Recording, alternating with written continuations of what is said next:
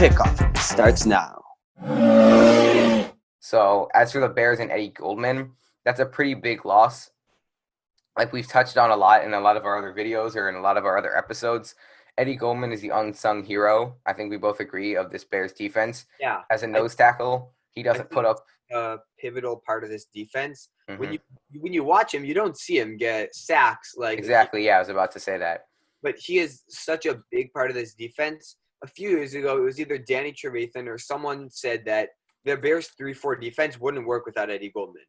And he is the reason that the Bears, I think 2018 is one of the biggest reasons why they were so dominant. Because when a team would try to run, the Bears defensive line, especially Eddie Goldman, would stop them right where they are. And then they're forced to pass, right? Then they're one-dimensional.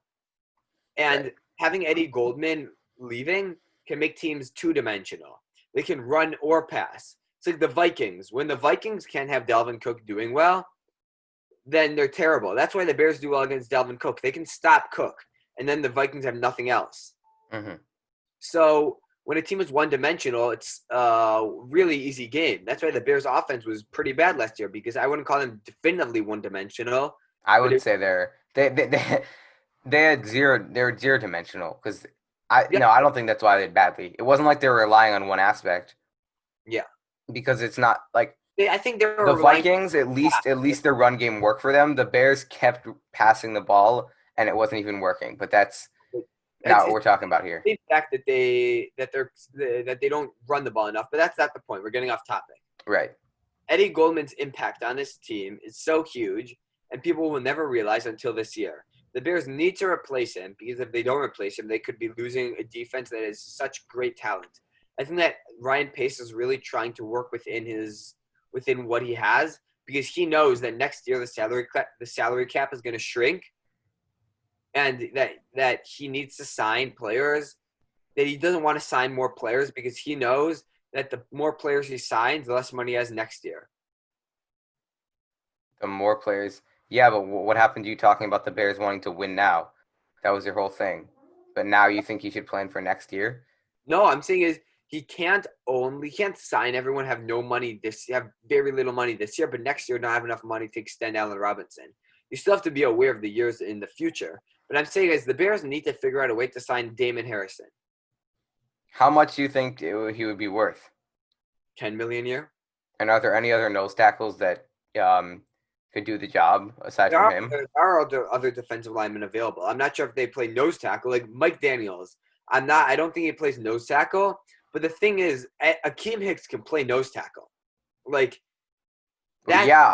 He definitely would sub in as a nose tackle if worse comes to worse, I'd say. But then that would ruin everything on this defensive line and pass rushing.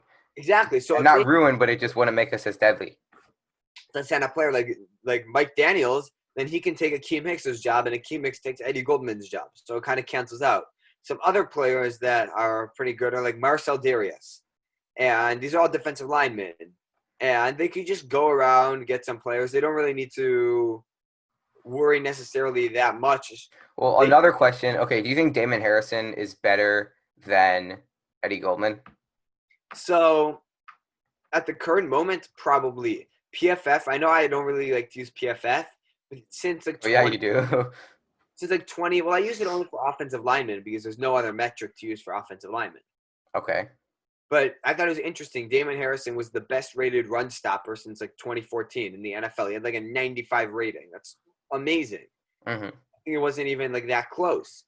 And I think that the Bears don't necessarily need a defensive lineman who can really rush the passer that well.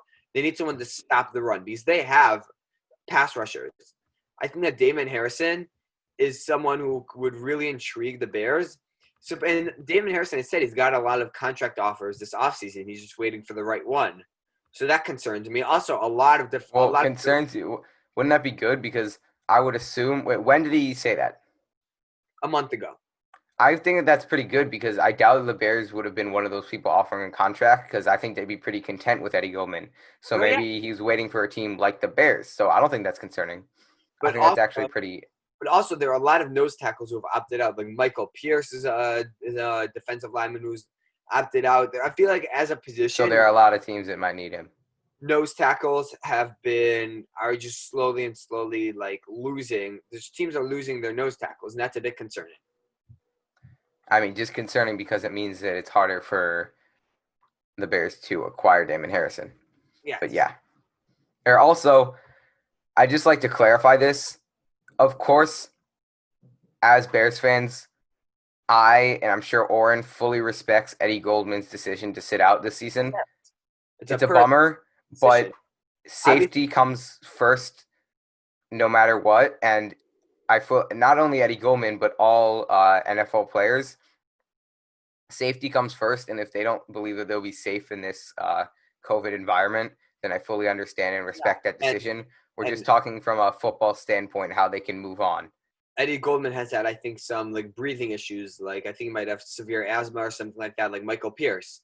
So, I mean, if he doesn't feel comfortable playing, then that's perfectly fine. Obviously, we would love him to play. He's such a big part on this team. But but safety comes first, right? He'll be back next year, hopefully. Mm-hmm. But one more thing that raised the question: if the Bears do sign some Damon Harrison or some other nose tackle like that, what happens next season in 2021 when Eddie Goldman is back and they have Damon Harrison? What do they do? They sign him to a 1-year contract. That's all you do. Okay. That's fair enough. You only worry about this year. That's why I think that like a Damon Harrison would be so important. But also the Bears need to wait a bit. I'm not saying wait a bit, but the Bears need to make certain that Eddie Goldman's the only Bears player that's going to opt out. Because if they sign Eddie Goldman's the only player that's going to opt out. Because Damon Harrison, if they sign like a Damon Harrison to $10, $11 million, they only have $5 million left this year. And like Roquan Smith, he leaves, and what are the Bears going to do? Like, they need to make certain that this is the best thing to do at the moment.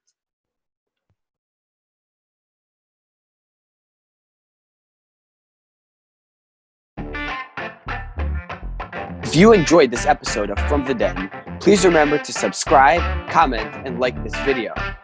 Or, if you're a Packers fan, remember to dislike and leave a nasty comment. Click the links on the screen to access additional content.